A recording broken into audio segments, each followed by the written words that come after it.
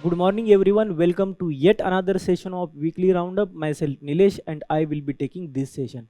In this session we will cover important development of the last week. Before we start today's session, let's see the headlines which we will cover in this session. In this session we will cover 5 main news, 6 quick update and 1 place in news. In main news, first main news is about Central Armed Police Forces General Administration Bill 2026, which has been introduced in Rajya Sabha. Then second main news is about highest ever agriculture production of the India in 2024-2025. Then third main news is about Union government have notified the inflation target for 2026 till 2031 under the flexible inflation targeting framework. Then fourth main news is about economic fallout of Middle East conflict on India as well as on the world. And fifth main news is about global initiative on the taking of the migratory species which has been launched recently. In place in news, we will cover Lebanon. Right. So without wasting any time, let's dive into first main news of the day. The first main news of the day is about the Central Armed Police Forces CAPF General Administration Bill 2026, which has been introduced in the Rajya Sabha. And this topic becomes very important for your GS paper 3, that is various security forces and agencies. Right. So question can be asked regarding this as it is in news and it have the many facets which are important for our syllabus. Right. So without wasting any time, let's dive into the first main news of the day. As we already discussed, this bill have been introduced or tabled in the Rajya Sabha, and this bill acts as an overarching law to regulate the recruitment, deputation, promotion and condition of the service for the officers in the CAPF. Right. So this bill is actually for the Supreme Court judgment of 2025, and government actually circumvent that judgment, and for that purpose it have introduced this bill. We'll see what Supreme Court said in the 2025 judgment. Right. So this bill specifically provide for the deputation of the IPS, which mean Indian Police Service officer, to the post in the CAPF. Right. Supreme Court in 2025 directed progressive reduction in the deputation of the IPS officer in CAPF to the post of DIG, Deputy Inspector General of Police, and IG, Inspector General, within a period of 2 years. So what happens, these armed forces are actually get their heads from the deputation of the IPS from the various state, and because of this the officers which have been directly recruited in these forces do not get promoted even for the 10 and 15 years. Right. And that is the concern, that was the concern, and many officers actually went to the courts to have their right to be promoted, and Supreme Court in that context gave this judgment.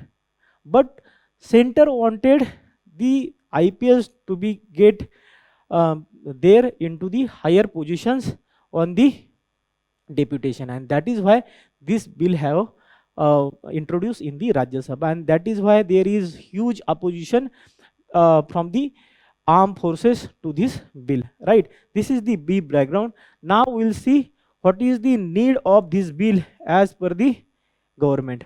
So the first need is the legal clarity.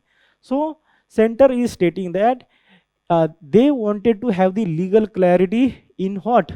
In recruitment, deputation, promotion and other condition of these special armed forces. That is the one aspect. Right. Then secondly, they will be reducing the litigation. As I already told you that many of the directly recruited officers were going to the court for their promotion which is entitled. Right. And for that there were lot of litigation. To reduce that litigation, this bill will be helpful. Then it will be strengthening the coordination between whom? States and the central police forces, right?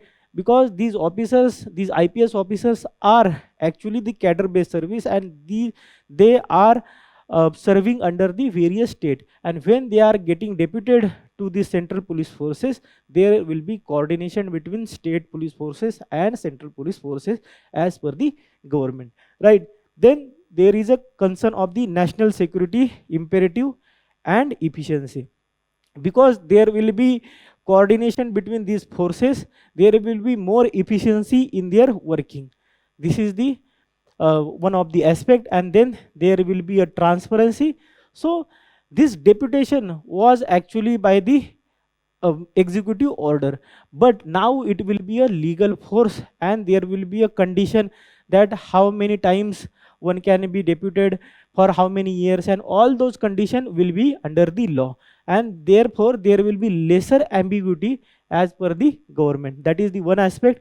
And then there is a cooperative federalism, right? Because police, state police is under the state government, and the central police forces are under the union home ministry, and because there will be exchange of the officers, basically state police only will be coming to these armed police forces, so there will be exchange of the officers, and that is why there will be cooperative federalism, because the officers of the state government will be coming to the central government as per the as stated by the central government, right? So these are the some of the needs stated by the government. Then there are some of the concern which we already told. The first concern is the career stagnation. So many of these officers actually appointed by the UPSC under the UPSC examination, but for the 10, 10, 15 years they are not getting promoted because of the deputation, and there is no vacancy because of this deputation.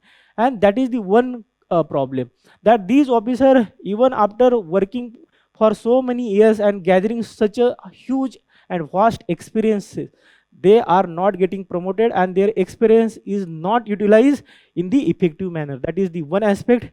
Then second aspect is sense of discrimination, right? So there is obviously sense of discrimination between these officers, because even after serving so many years they are not getting promoted, and some other officer who might be not that experienced in the particular field may be getting the higher position in these forces, and that is why the directly recruited officers may feel the discriminated. Then there is ignoring the judicial intent. So what was the judicial intent of the 2025 judgment? So Supreme Court actually wanted that the directly recruited officers from the specialized central forces should be getting promoted instead of the deputation of the state IPS. But this is actually getting defeated because of this law, right? That is another concern. And then lastly, autonomy of the CAPFs. So here is the autonomy, because central will be defining and discussing and will be having the upper hand about the deputation of the officer, and these officers which will be not from these forces, actually they will always have the other biases and supremacy over these forces, and that is why where is the autonomy of these forces independently. That is also one of the issue. So this is the brief background as we are actually discussing. Now we will see the next development of this thing. Now we will see which are these central armed police forces, right? So there are border guarding forces, special operation forces, and internal security forces. The border guarding forces are BSF, Assam Rifle, Indo-Tibetan Border Police, then Sashastra Sena Bal. So please see this map of the India. This is the rough map. You can also draw such map.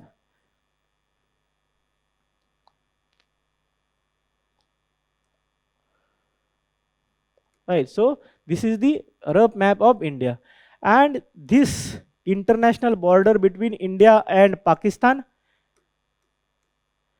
international border between India and Pakistan is served by the BSF. Also, the border between India and Bangladesh is also served by the India. Bangladesh is also served by the BSF, right? Then there is this India and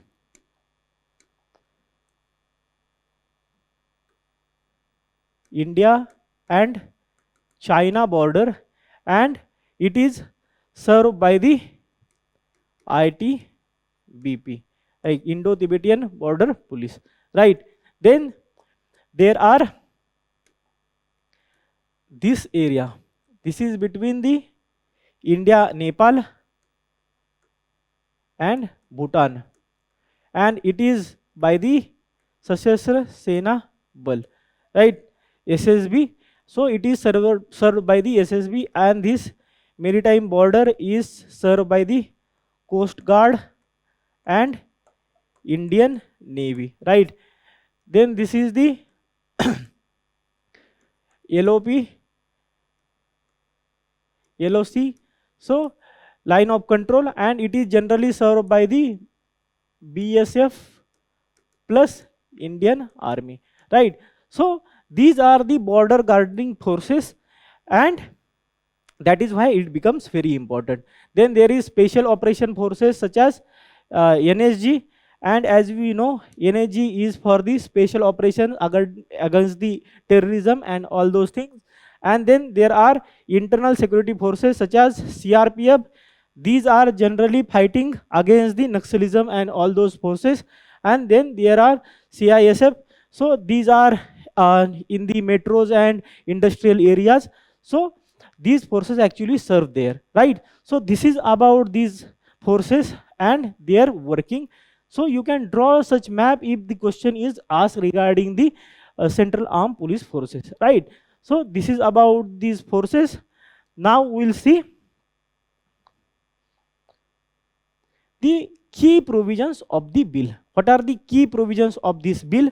And the first provision is about power to make the rules. And it is stating that it empowers the central government to make rules on matters related to officers of the specified for the various CAPFs. So central government will be empowered to make the rules regarding the any CAPF, right? And what is the applicability? So it will be applied to the 5 major CAPFs. And which are those 5 major CAPFs? So these are listed in the first schedule. And which are those? So as we already discussed, it is CISF, Central Reserve Police Force, CRPF, then SSB, BSF, right, and ITBP. So these are the 5 forces. And then there is Assam Rifle, which actually serves on the border of India and Myanmar, right? So this and the NSG are not included in the this schedule, but still they are considered as the central armed police forces, right? So this is about it, and it will be applied to these 5 forces and other forces, right? So it will be applied to the Assam Rifle as well as the NSG. This is the applicability, right? And central government may amend the schedule to make the bill applicable to other CAPF. So central government can actually amend this schedule and can include these armed forces into that, and it can make the deputation of the officer in these forces also. Then what is the position to be filled by the deputation? So the following position in the CAPF must be filled by the deputation of the IPS officer. Around 50% of the post in the rank of the Inspector General will be filled by the IPS. That is the one aspect. Then minimum 67% of the post of the rank of Additional Director General will be filled by the deputation of the IPS officers, and all the posts in the ranks of Director General and Special Director General will be filled by the deputation of the IPS officers, and there will be no chance to officers which are directly recruited in these forces to be promoted to the Director General or the Special Director General. So this is all about this development. Now we'll see the previous year question asked upon it and we'll try to solve it. So please see this question. Which of the following statement about the exercise Mitra Shakti 2023 are correct? And first is, this was the joint military exercise between India and Bangladesh. As I have already told you, these exercises are very important, and every week in the weekly roundup we see couple of or at least one military exercise. So this is the Mitra Shakti exercise, and you should know that it is between India and Sri Lanka, right? And it is not between India and Bangladesh, and that is why first statement is wrong. Then it commenced in the Aundh, Pune. Please see that this statement was correct. When UPSC have given you such a minute detail that Aundh, and even there, so Aundh is in Pune. When such a minute detail is given, so generally this statement have the probability of it is correct. So this is the correct statement. And then see the statement, joint response during the counter-terrorism operations was a goal of this operation. So generally it is a counter-terrorism exercises, and they will be having interoperability and other scenarios. So third statement is also correct, and Indian Air Force was the part of this exercise, which was also true. And that is why what is the answer? So answer is D, 2, 3 and 4, right? So this is about the first main news. Now we will see the second main news of the day. And what is the second main news of the day? So second main news of the day is about the India's record production in the agriculture. So resilient agriculture had led to the highest ever agriculture production in year 2024, year 2025, right? And this topic becomes very important for us because of the GS paper 3, that is Indian agriculture. So UPSC generally asks question regarding the agriculture and related aspect in GS 3, and in recent year there have been a tendency that students are not getting good marks in the GS 3 paper because there is no depth in their answers, and that is why we are covering these topics. And please try to substantiate your points when you are writing answer. And how to substantiate? By giving data, by giving examples, or giving schemes, right? So we'll see the various important aspect, various facts which will help in your answer writing. So let's dive into this news. So what is the development? As we already saw that the year 2024 and 2025 have recorded the highest ever production in the agriculture. And also agriculture is very important for various aspect also. The one of the thing is that agriculture nearly contribute to the 1/5 of India's gross value added. So it becomes very important sector for India's growth, and effect on this sector will affect the India GDP and GVA. That is the one aspect. Then second aspect is it is employing approximately 46% of the workforce in India, and it is very important source of India's employment, right?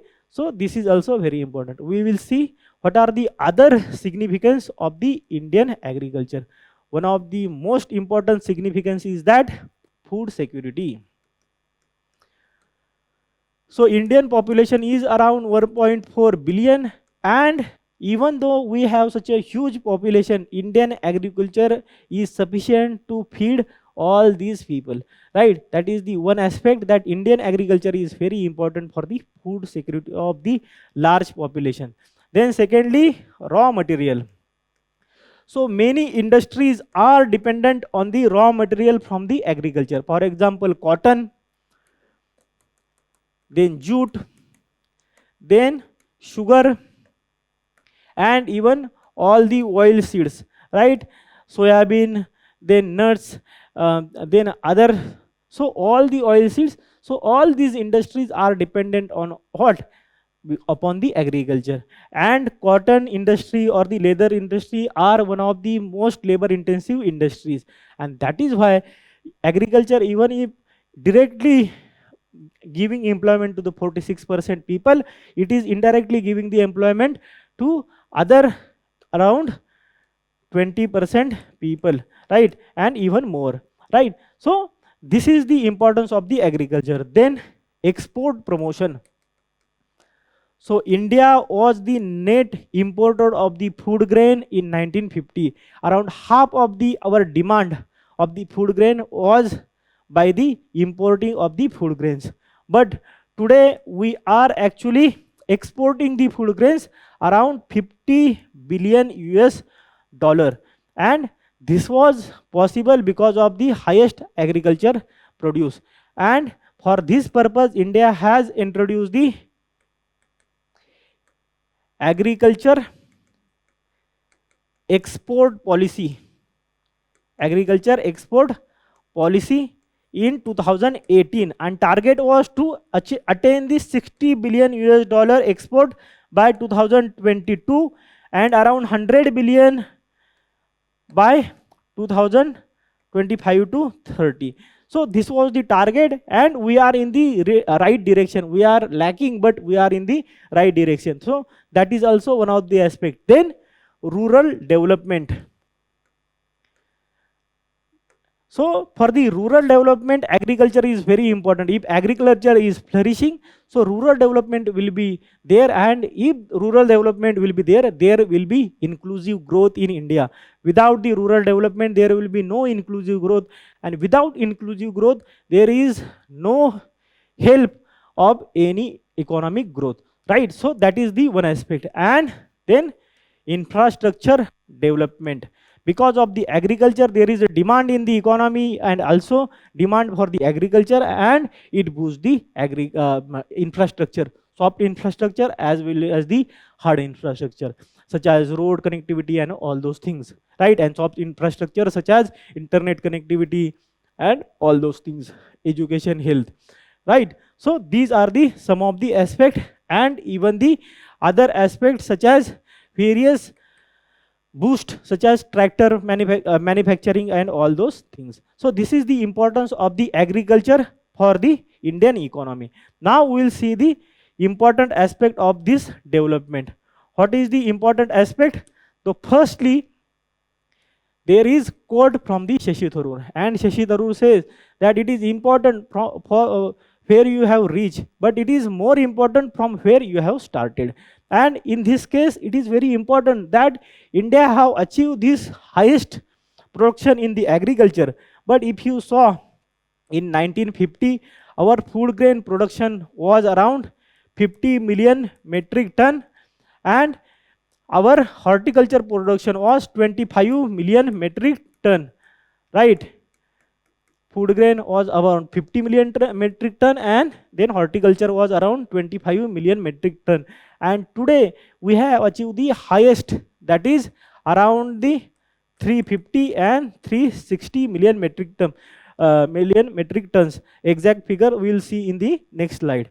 Then there was one committee, that is Ashok Mehta Committee in 1957 for the food grain inquiry committee, which is called as the food grain inquiry committee, because there was a huge scarcity of the food grains and there was actually decline of the production in the food grains, and that was the condition.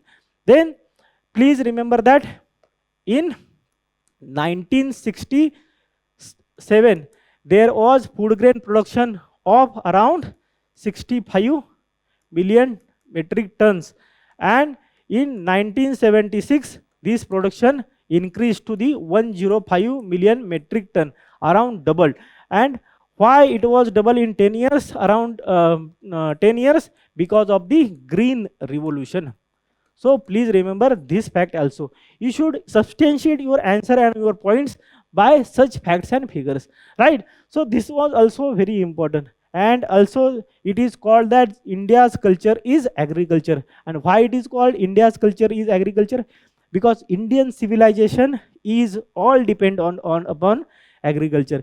India's festivities are revolving around the agriculture. For example, we can give, there are harvest seasons and there are various festivals around the harvest season, such as Lohri, then Makar Sankranti. All these festivals revolve around the harvest season, and then there are various festivals at the initial starting of the sowing of the crops and all those things. So India's culture is all dependent upon agriculture. The happiness in the farmer's family comes when there is a good produce in the agriculture, right? So that is why it is considered that India's culture is agriculture. So this is about it. Now we will see the actual figures and achievements which we got in 2024-2025. So firstly, the record production, and what is the figures? So in food grains, we have achieved the 357 billion metric ton, right? In horticulture, we have achieved the 362 billion metric ton. In 1950, it was 50 million metric ton, and horticulture, it was around 25 million metric ton, as we already discussed, making a shift towards the high value crops. That is the one aspect. Then secondly, we are first globally in the production of what? Pulses, millets, dry onion. Around 25% of the dry onion is coming from India, and many states such as Maharashtra, MP are very important for this production. Then coconut and spices. In this, we are number 1 in the world. Then we are second globally in the production of cereals such as rice and wheat, then fruits and vegetables, then cash crops, particularly sugarcane, cotton and tea. So UPSC have asked the question related to our ranking globally in the various crops, particularly cotton and pulses. So please remember that UPSC can ask such kind of question in the prelims. So you have to remember these facts. Then what about the exports? I have already told that the export is around 51 billion US dollar in financial year 2025 from the 34 billion US dollar in the financial year 2020, and this is because of the agriculture export policy in the 2018, right? I have given the our target in that policy also, right? Then the share of processed food export have also risen to 20%, around 20.4% in financial year 25 from 15% in financial year 18, highlighting the shift toward the high value integration in the global market. So this is about the performance of the Indian agriculture. Now we will see the various schemes implemented by the government to get such results. And which are those schemes? The first scheme is about financial, and that is income support, and over 4.27 lakh crore have been distributed by the March 2026 under the Pradhan Mantri Kisan Yojana, and around 6,000 rupees are given annually to the per farmer, right? That is the one aspect in the 3 times in the year. So generally 2,000 rupees is given in one transaction, and 3 transactions are there, and 6,000 rupees annually. Then there is risk management, and for that Pradhan Mantri Fasal Bima Yojana, and it have insured around 4.19 crore farmers in year 2024-2025. So that is also very important. And then there is institutional credit, around 7.72 crore are operative Kisan credit cards account, and it is helping farmers to get the access to the institutionalized credit. So Swaminathan committee, or as we know that the agriculture commission, have given one of the aspect of the farmers backwardness, and that was the non-access of the institutionalized credit, and it was the important aspect for the farmer suicide. And please see, such a high integration of the farmers in the institutionalized credit will reduce the farmer suicide and actually benefit farmers and help in their benefit or the welfare. So it is also very important. Then targeted missions are there, like National Food Security and Nutrition Mission for the rice, wheat, pulses and nutri-cereals. Then mission for Atmanirbharta in pulses, and it will be for the 2025 till 2031. And then national mission on edible oils, and other missions such as 25 crore soil health cards have been distributed by 2025, and 6.85 lakh seed villages to ensure the quality seeds and quality seed availability to the farmers. And then digital integration through the enam, so farmer will have the access to the market and they will be not exploited by the middleman, and will have the accessibility and transparency in the market prices. And enam have link around 1.8 crore farmers, around 2 crore farmers. Then 10,000 farmer producer organization by February 2026 to enhance the collective bargaining and farmers as having the power to the farmer producer organization to the collective bargaining. So this is about the schemes of it. Now we'll see the various previous year question asked regarding the it. So please see this question. So this question is from the prelims and it is asking about various schemes and various ministries. So the drought prone area program, and as you know that this is by the Rural Development Ministry, and desert development program, it is also by the Ministry of Rural Development. And this national watershed development project for the rain-fed areas is by the Agriculture Ministry. So none of above is the correct pair, and that is why answer is D, right? Then see this question, explain the various types of revolution took place in agriculture after the independence in India. How have these revolution helped in the poverty alleviation and food security in India? So which are the various initiative? So green revolution, as we already told, for the agriculture. Then white revolution for the milk. Then blue revolution for the fishery, right? Then yellow revolution for the oil seeds, right? Then round revolution for the potatoes. Then silver revolution for the eggs. Then pink revolution for the meat. Then red revolution for the tomatoes, right? Then golden revolution for horticulture. So these are the various revolution, and then there are other revolutions also, such as gray revolution for the fertilizers. So you can write such revolutions and you can say that how they have helped to the poverty alleviation, as we said that the production increase and the farmers income also increase, and such things you can write in the case of milk and other sectors also, right? So this was about it, right? Now we'll see the next development.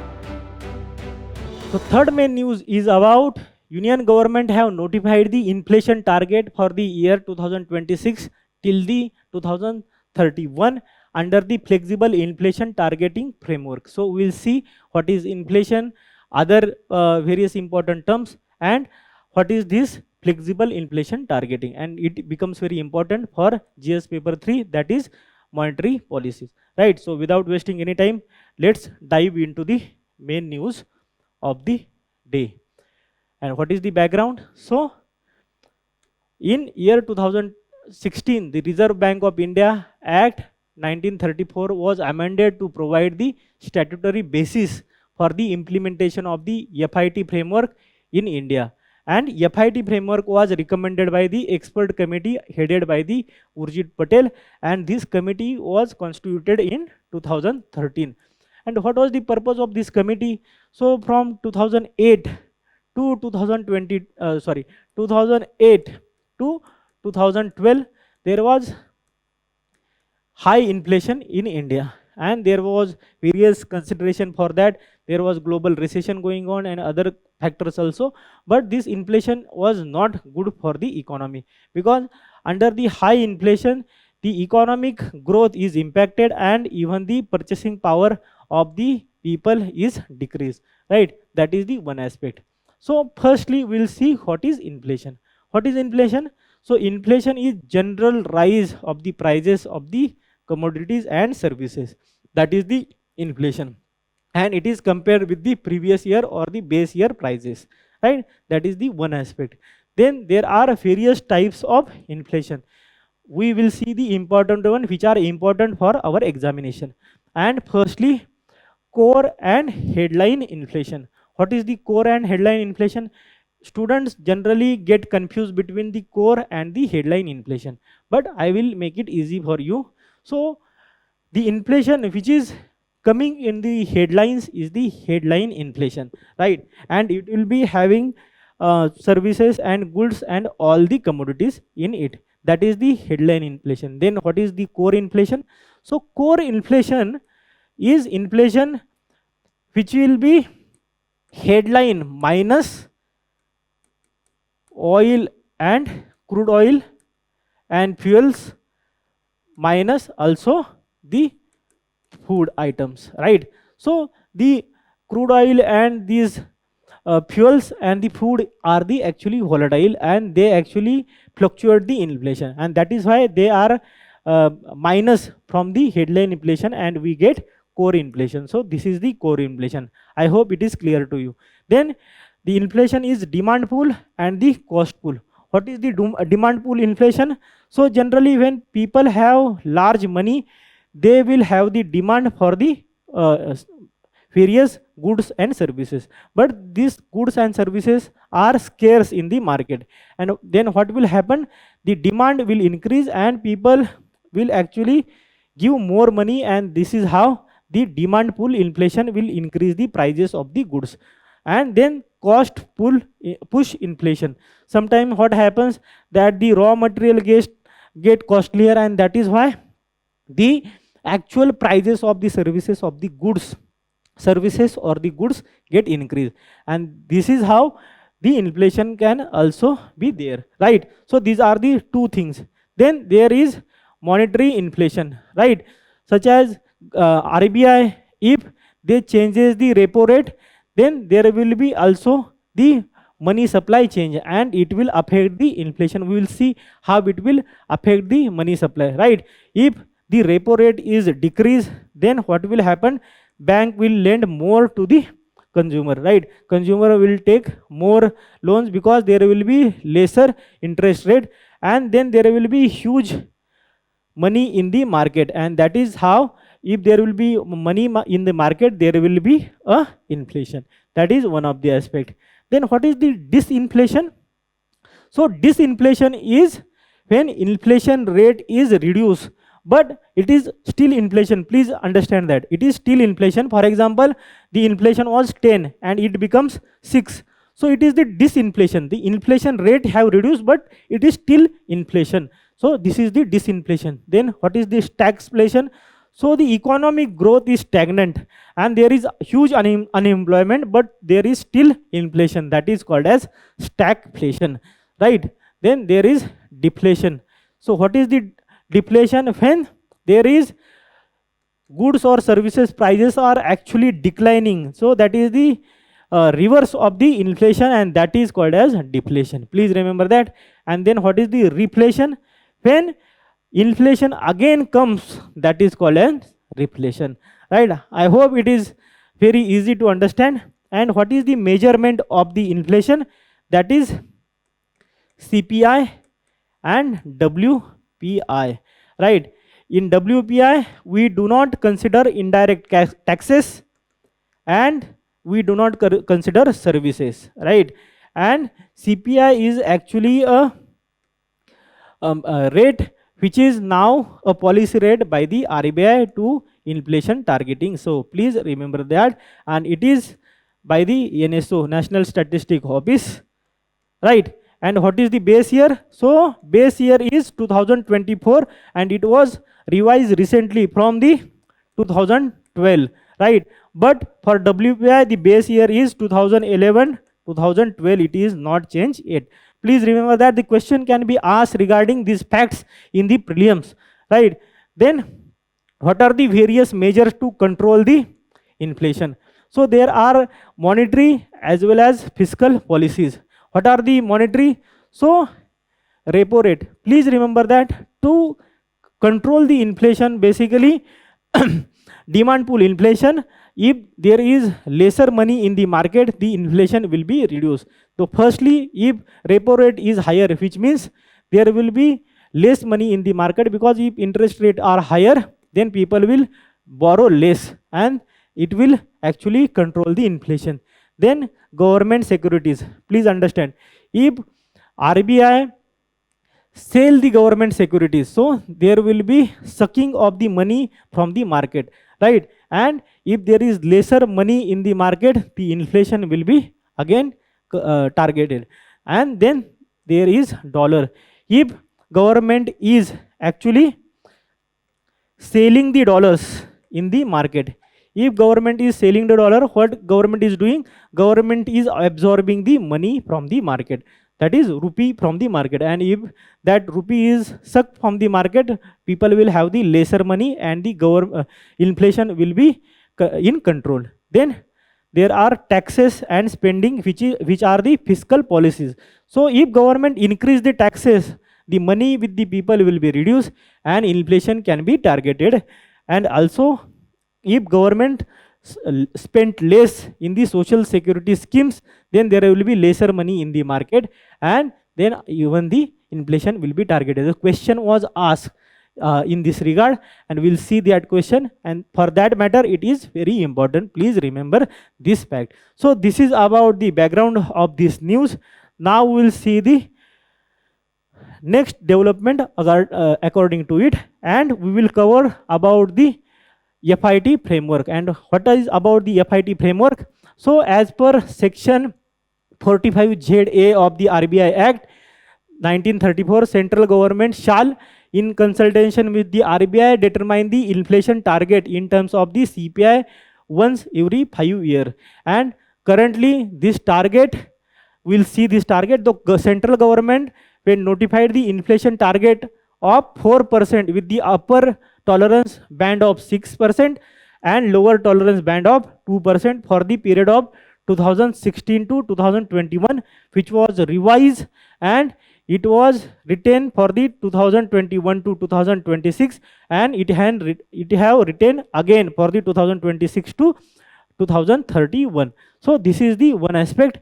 Then we will see the target achievement. So RBI Act provides that Monetary Policy Committee to determine the policy rate required to achieve the inflation target, right? So this is about it. Now we'll see about this committee and detail of it. Please remember that the question was asked of regarding this committee. So what is the composition of this committee? So it is the 6-member body, and it is comprising of RBI governor as a ex officio chairperson, then RBI deputy governor in charge of monetary policy, and one RBI officer nominated by the central board of the RBI, and 3 external members appointed by the central government with the expertise in economics, banking and finance and the monetary policy. So 3 from the RBI and 3 from the government side, right? So this is the one thing. And what is the policy failure? So inflation outside the tolerance band for the 3 consecutive quarters is considered the failure of the monetary policy framework. So this is all about this news. Now we will see the previous year question regarding it. So see this question. The first question is about the statement 1, that is, in the post-pandemic recent past, many central banks worldwide had carried out interest rate hikes. And statement 2 is that central bank generally assume that they have the ability to counteract the rising consumer prices via monetary policy means. We have already saw that that is the very important tool, and that is called as repo rate in India. And that is why, what is the correct answer? Answer is A, that both statement 1 and statement 2 are correct, and statement 2 is the correct explanation of statement 1. This is the one MCQ. Now we'll see the next MCQ. And what is this next MCQ? So, which of the following statement is correct regarding the Monetary Policy Committee? And it decides the RBI's benchmark interest rate. That is true. It is 12-member body. No, we have already seen that it is 6-member body, and it functions under the chairmanship of Union Finance Minister.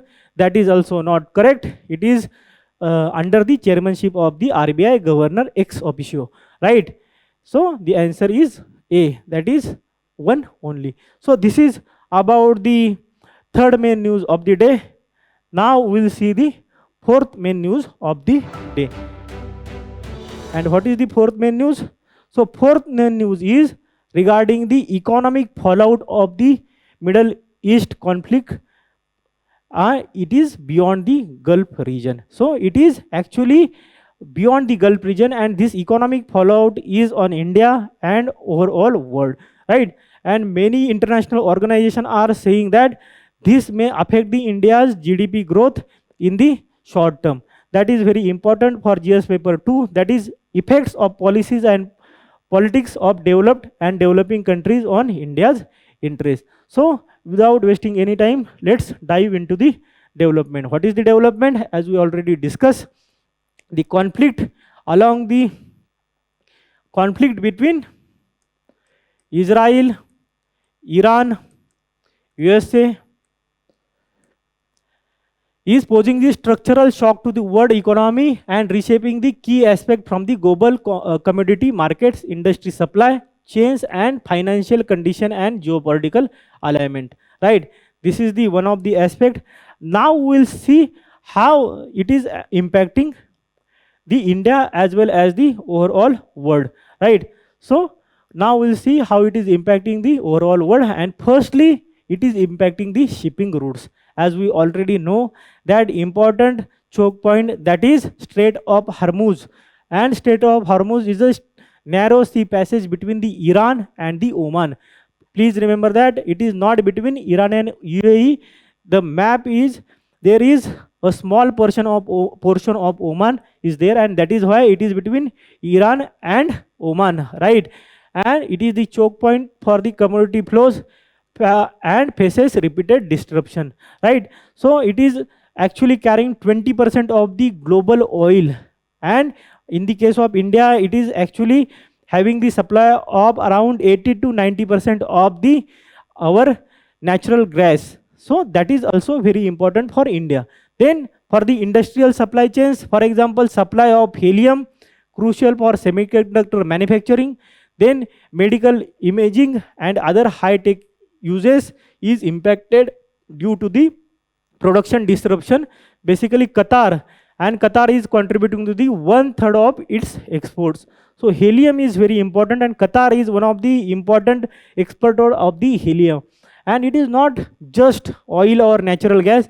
So other important technologies are also getting impacted due to it. So that is also very important aspect. Now we'll see other impacting aspect, and that is the global food system. So generally we think that world is actually sending food to the Middle East or the West Asia, but it is actually affecting the India and other countries food supply and food system. How?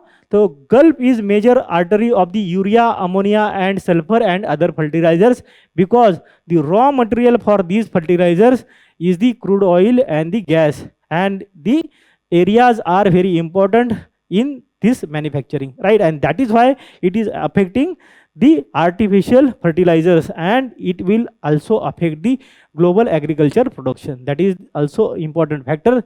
Most of the area produced in India is made using the natural gas input, and about 85% of which is imported mostly from the Qatar, right? We have already discussed this. Then asymmetrical geographical impact. So there will be asymmetrical geographical impact. While US import of the oil through the Strait of Hormuz is little, Asian economies import more than 80% of the oil and LNG from this. Particularly economies such as Japan and other economies such as India are getting hardly hit, even the South Korea. right? So it is also very important. So the war is between USA and it is not getting impacted too much, but other economies are actually affected by this war. And then there is risk of economical policies, such as risk of stagflation, as we already discussed in the previous news. What is this stagflation? So there is stagnant economic growth with the high inflation, right? Because oil prices would be pushing up inflation and the pull down the growth. So this is various impacts of this war. Now we'll see the previous year question regarding it. So what is the previous year question regarding it? So please see this question. The term West Texas Intermediate, sometimes found in the news, refers to the grade of what? And it is grade of crude oil, right? So the answer is A1, that is the crude oil. Then see this question. With reference to the Indian economy, consider the following statement. If the inflation is too high, Reserve Bank of India is likely to buy government securities. Please see this. If inflation is high and government of India is buying the securities, what it is doing? So it is sending money in the market, and if money is going into market, it will actually fuel the inflation. So this statement is not. Government of India actually sell the securities in the market will be the correct statement. So this statement is wrong. If the rupee is rapidly depreciating, RBI is likely to sell the dollars in the market. So if RBI is actually selling the dollars in the market, what will they do? They will suck the rupee and it will actually help to reduce the depreciation. So second statement is correct. Then see, if interest rates in the USA or European economies were to fall, if interest rate will be falling, so what the people will do? They will send their money in the other economies. That is likely to induce RBI to buy dollars, because these dollars will be coming in India. So what will RBI do? RBI will suck these dollars, or it will affect the Indian rupee, and that is why it is also true. So what is the correct answer? Answer is B, that is 2 and 3 are correct. So this is about the fourth main news of the day. Now we'll see the last main news of the day. And last main news of the day is about the global initiative on the taking of the migratory species, which have been launched recently. And this topic becomes very important for environmental biodiversity conservation, that is paper 3, right? So without wasting any time, let's dive into the development. As I was telling you that this initiative was launched at the COP15 to the Convention on the Conservation of Migratory Species of the Wild Animal, CMS, held in the March 2026 at Campo Grande, Brazil. So this COP is actually held every third year, and previously it was held in 2024 in Samarkand, right? So Uzbekistan. So UPSC generally asks question regarding the previous conferences or summits or the COPs. So that is why I have given this fact. And then there is one important writer, that is the Rachel Carlson, and the book of this writer is the Silent Spring, and it was written in 1962. So in Silent Spring, the first time they observed that there is reducing the population of the sparrows in the spring season in the USA. And this book actually was very important for the biodiversity conservation. And this book led to the biodiversity conservation or the environmental protection agency in the USA. And then there was Stockholm conference in 1972 regarding the human environment, and it is considered as the Magna Carta of the environmental laws. So please remember this fact also. And for that purpose, India adopted the Wildlife Protection Act. And under Wildlife Protection Act, there are 6 schedules. Schedule 1, 2, 3, 4, 5 and 6. Schedule 1 and 2 is for the animals which have the highest protection, right? Then there is Schedule 3. and schedule 4. So please see why schedule 3 is there. There is slight change in the schedule 3, but I will not tell you. I hope that you go and visit and see that. Then there is schedule 4. So this schedule 4 is actually having the in consonance with the sites. So we'll see what our sites are. Then there are schedule 5, and these have the animals which are vermin. Vermin means which is menace or their population is high, such as rats, crow, fruit bat, all these animals. And then there are schedule 6 where there are various plants, right? So this is about this.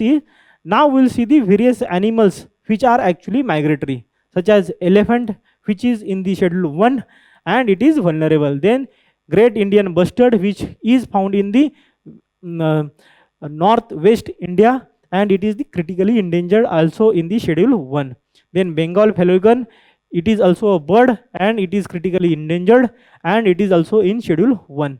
Then there this bird Amul falcon, this is not endangered, it is actually least concern because its population is huge, but it is very important bird which actually migratory and comes from huge distance. Then there are greater flamingos and snow leopard. Snow leopard is very important this year because their population census was conducted, and that is why the question can be asked. And these are the vulnerable and are in schedule 1 of the Wildlife Protection Act. So this is the brief background about it. Now we'll see regarding the global initiative on the taking of the migratory species. What is the taking of the migratory species? Taking means these species are taken out of their habitat by killing, by hunting, or by capturing. All those means that is called as the taking of these animals or the species, right? That is the one aspect. Now we'll see about it. So global initiative on the taking of the migratory species. So it is the collaborative global effort between the governments, conservation organization, local communities to address the drivers of the illegal and unsustainable taking. That is the aspect. Then we'll see that state of worst migratory species report, which has been released recently, identifies that illegal and unsustainable taking threatens the survival of around 70% of the all. And how many species are included there? Around 1200 species which are included in the convention, and of these 70% are in danger, right? As per the report, domestic drivers such as hunting, fishing, in the case of fishes, then for the food, sale, for the sport, medicine, etc. And these are the some of the key reasons for their taking, right? Now we'll see this initiative of aim of this initiative. And what is the aim of this initiative? So to provide the support to the countries meet their biodiversity commitment, under which such species recovery and prevention extension under the Kunming-Montreal Global Biodiversity Framework. So this framework is very important and it is for the biodiversity, please remember. Then there are 4 focus areas. And which are those 4 focus areas? Firstly, improve the data and monitoring for effective policies. Then strengthen the legal and policy framework. That is second. Then enhance community engagement. And finally, raise awareness, right? And then there are partner organizations such as Conservation on the Biological Diversity, CBD, UN Environmental Program. Then World Conservation Monitoring Center, UNEP, WCMC, then WWF, and traffic, right? There was a question about traffic. Traffic is the NGO, right? So this is about it. Now we'll see about the convention. And the Convention on the Conservation of Migratory Species of the Wild Animals, CMS, and it was established in 1979 in the Bonn, and that is why it is also referred as the Bonn Convention, and Bonn is in Germany. That is the one aspect. And why it is for? So it is the international treaty under the UN EP focus upon conserving the migratory wild animals and their habitats globally, right? And these migratory species are listed under the 2 CMS appendices, that is Appendix 1, and Appendix 1 is for the endangered species requiring the strict protection, and Appendix 2 where species needing the international cooperation, but there is no endangered species, right? That is the aspect. And how many members are there? There are 133 members. So there are 132 countries plus European Union, and India is part of it. India is member. Please remember this thing. And what are the various important reports? So important report is state of world's migratory species, as already discussed in the previous slide. So this is about it. Now we'll see the previous year question regarding it. So please see this question: with reference to the International Union of Conservation of Nature and the Natural Resources and the conservation on the international trade in the endangered species of wild fauna and flora sites, which of the following statements are correct, right? So IUCN is organ of United Nations and CITES is an international agreement between the government. So it is not the organ of UN, but it have the various organization club together. So yeah, it have the governments and other NGOs and civil society organizations. First statement, that is why is not correct. IUCN runs thousands of field projects around the world, that is true, and CITES is legally binding on the state that have joined it. Thus this convention does not take the place of the national law. So this is also true. It does not take the place of the national law. So what is the answer? Answer is B, that is true. 2 and 3, right? We'll see the next question regarding it. Please see this question. The question is that which of the following threats the biodiversity of the geographical area? Global warming actually does it, then fragmentation of habitat does it, then invasion of alien species does it. But see this, promotion of vegetarianism, it is not actually degrading the biodiversity. So what is the answer? Answer is A, that is 1, 2 and 3, right? So this is all about the main news of the day. Now we'll see the place in news, and today's place in news is Lebanon. And what is the development? So recently there have been discussion in Israel about the extending the country's borders in northern side to the Litani River, and Israel forces occupied southern Lebanon from 1982 to 2000, and this Litani River is the boundary, and Israel is actually thinking to extend its boundary, right? So this is the development, and that is why Litani River is very important. Question can be asked regarding it, because UPSC generally asks the question regarding the conflict areas, right? So let us see the Lebanon as a country. So let's see political features. Where is the location? So it is the narrow strip between the Syria and then there is Israel. So it is a narrow strip in the Levant region of West Asia, and bordering countries are Syria in the north and as well as in the east, and Israel in the south, as you can see, right? And maritime borders, so it is near the Cyprus. This is the Cyprus, and bordering water bodies are Mediterranean Sea. So this is the Mediterranean Sea, right? And what are the geographical features? So highest peak is Kurnet Al Sauda. This is not very important for us. And important mountain is Lebanon mountains and Jabal Lubnan and Hermon ranges, right? So this is about the place in news. Now we'll see the quick update of the day, and the first quick update is Diego Garcia. And what is the development? So please see this map, and Iran have fired 2 intermediate range ballistic missile at Diego Garcia, right? Now we'll see about the Diego Garcia and what is the location. As you can see, so this is the largest island in the Chagos archipelago in the central Indian Ocean, 500 kilometers south of the Maldives. So this is the Maldives, and this is the Chagos archipelago, and this is the Diego Garcia, and that is why it becomes very important in the central Indian Ocean. And who is the owner? In 2025, UK transferred the sovereignty of the Chagos Island to the Mauritius, with the Diego Garcia immediately leased back to the UK for the next 99 years. So Chagos Islands are given to the Mauritius, but in return This Diego Garcia is given to the UK for 99 years, and they will have their military base here, right? And what is the significance? It hosts the joint UK US military base, and it lies about 3000 kilometers from both Bab el Mandeb and the Malacca Strait. So what is the Bab el Mandeb? So this is the Bab el Mandeb. So this is also very important choke point, and this is between Yemen and this is Eritrea, and it is between there, right? So this is the Djibouti, this Eritrea and Yemen. So this is also very important because all the ships which are going here in the Suez Canal should pass the Bab el Mandeb. That is the one aspect. And then Malacca Strait.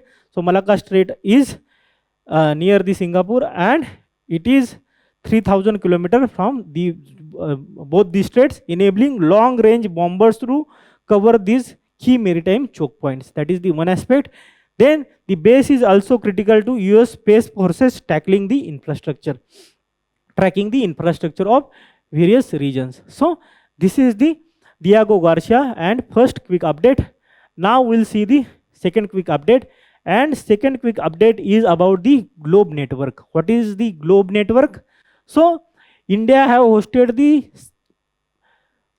12th steering committee meeting of the Global Operation Network of Anti-Corruption Law Enforcement Authorities, Globe Network.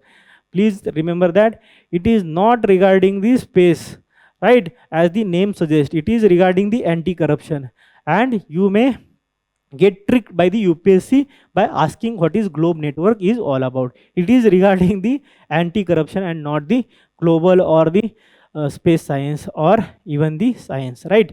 So let's see the genesis. So it was established in 2021 based on the Riyadh initiative, and it was launched by during the Saudi Arabia's G20 presidency in 2020, right? And why it is?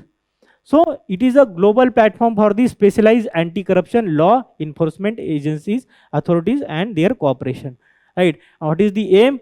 Aim is to cooperation to detect, investigate, prosecute corruption cases internationally, trans-border cases, right? And see the membership. So it is open to anti-corruption law enforcement authorities of all UN member states and the state parties to the UN Convention Against the Corruption, UNCAC.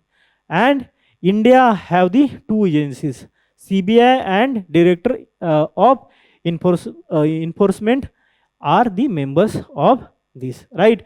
So India have the two members, and it is supported by whom? UN Office on the Drugs and Crimes, UNODC, which provide its secretariat. So please remember this fact also. And Global Secure Communication Platform, SCP, provides practical support to investigators and the prosecutors for swift, secure exchange of the information. So this is about the Globe Network, and question can be asked regarding it. Now we will see the next quick update, and next quick update is a case, which is the Supreme Court case, and the name of this case is Lieutenant Colonel Pooja Pal versus Union of India case. And what is the development? So Supreme Court have directed the grant of permanent commission and pensionary benefits to the eligible women officers in the armed forces, right? It is very important for the women's participation in armed forces, and you can quote this case. There are other cases also which we will discuss in the course of discussion. The Supreme Court in Babita Punia versus others case in 2020, it is also very landmark judgment, have ordered the grant of permission commission to the women and held them to be eligible to hold the command post. What is the permanent commission? So under the short service commission scheme, officers are initially appointed for 10 years with the possible extension up to 14 years, and after that they are retired, and that is why they do not get to the higher positions. That is the one aspect. But now Supreme Court have stated that women can be actually in the permanent commission. That is the very important aspect. Then we will see the key observation of the court. The first key observation is recognition of the systematic discrimination. So denial of the permanent commission rooted in the institutional bias and structural inequality in the evaluation, that women are weak, right? That is the one aspect. Then flawed evaluation system. So method of evaluation of the annual confidential reports, ACRs, and the cutoff must be reviewed for the future batches, right? So these ACR which are very opaque, and they should be reviewed for the future batches. So this is the important case. You should remember this. Question can be asked regarding it. Now we'll see the next quick update, and next quick update is regarding the Qadar cruise missile. And what is the development? So Iran fired Qadar cruise missile at the USS Abraham Lincoln aircraft carrier. It is the US aircraft carrier, and it is one of the biggest in the world, right? Now we'll see about the Qadar cruise missile. And as we already know, the Qadar is the medium range short base anti-ship cruise missile developed by the Iran, and it is upgraded version of the Noor missile with the reported range of 120 to 300 kilometers. So this is also very important for you, right? Then we'll see the next quick update, and next quick update is regarding the various conflict areas which are in news. Sorry. So we'll see the various conflict areas which are in the news, and it is, we have covered it in the one news, but these can be 7 or 8 news for you, but the details are not very important for us. The only the area and the country where they are situated is important, because generally UPSC asks those questions, and that is why I have clubbed all these areas for you guys, so that you will have the quick revision and you will remember names if you don't know, right? The first is the Dimona, and it is the southern town hosting the Israel's nuclear facility, and it is in the Negev desert. So the southern part of the Israel is the Negev desert, and here this city that is called as Dimona, right? Then there is Natanz nuclear enrichment facility. This is in news for the various months, and recently also Israel strike here, and it is an Iranian facility, right? Then there is South Pars gas field. It is also very important. Why? Because the part of world's largest natural gas field, and it is shared between Iran and Qatar. So this is also very important. Then this Litani River. Haven't we seen the Litani River in the place in news? Same Litani River. It is the crossing was destroyed on the Litani River by Israel in the southern Lebanon, that was reportedly being used by the Hezbollah, right? So this Litani River, and it is in the Lebanon, and Israel is thinking to bring Israel's border till the Litani River. And then there is Tyre city, and it is the coastal city in the southern Lebanon, and it is the UNESCO World Heritage Site, and it is also struck by the Israel and its missiles, right? And then there is Ras Laffan industrial city, and this is Qatar's main gas facility, and it is came under recently under the Iran's attacks and the Iran missiles, right? So this is about the conflict areas. Now we'll see the next quick update, and the next quick update is the exercise Lamitiye, right? And what is the development? So INS Indian ship Trikhand of the Indian Navy joined the exercise Lamitiye 2026 in the Seychelles, right? And what is about the exercise Lamitiye? So it is the biennial military exercise between India and Seychelles, conducted since 2001 in Seychelles, right? And 2026 edition is the first tri-service exercise since its inception. So in this exercise, first time all the tri-service forces will be participating, right? So this is about it. So this is all about this week's weekly roundup. To read more about the current affair, you can visit our digital current affair portal, where you can read various current affair sources and solve various quizzes and prepare in the one comprehensive website.